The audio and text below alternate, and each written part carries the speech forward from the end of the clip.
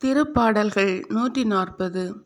ஆண்டவரே, தீயோரிடமிருந்து என்னை விடுவியும், வன்செயல் செய்வோரிடமிருந்து என்னை பாதுகாத்தருளும். அவர்கள் தம் மனதில் தீயவற்றை திட்டமிடுகின்றனர், நாள்தோறும் சச்சரவுகளை கிளப்பி விடுகின்றனர். அவர்கள் பாம்பென தம் நாவை கூர்மையாக்கிக் கொள்கின்றனர். அவர்களது உதட்டில் உள்ளது விரியன் பாம்பின் நஞ்சே.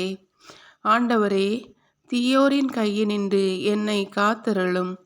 கொடுமை செய்வோரிடமிருந்து என்னை பாதுகாத்தருளும்.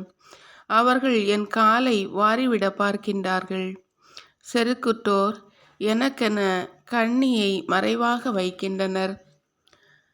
தம் கயிறுகளால் எனக்கு சுருக்கு வைக்கின்றனர். நானோ ஆண்டவரை நோக்கி இவ்வாறு வேண்டினேன்.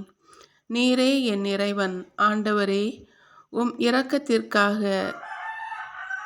நான் எழுப்பும் குரலுக்கு செவிசாயும்.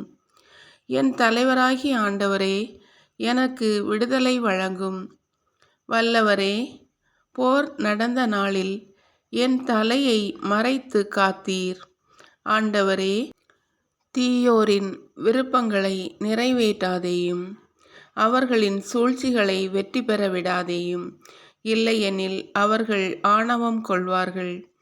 என்னை சூழ்பவர்கள் செருக்குடன் நடக்கின்றார்கள். அவர்கள் செய்வதாக பேசும் தீமை அவர்கள் மேலே விழுவதாக. நெருப்புத்தழல் அவர்கள் மேல் விழுவதாக. மீளவும் எழாதபடி படுகுழியில் தள்ளப்படுவார்களாக.